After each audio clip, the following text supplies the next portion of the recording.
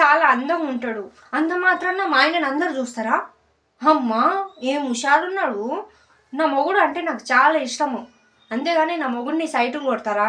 ఇదెక్కడ పాపం అండి, మీరు చెప్పండి.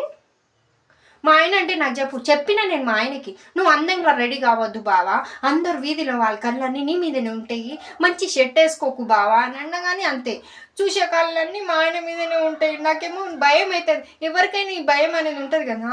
మా ఆయన అంటే అందంగా ఉంటారు, ఒక 10 మంది 20 మంది అమ్మాయిలైనా చూస్తాడు, అంత అందంగా ఉంటాడు.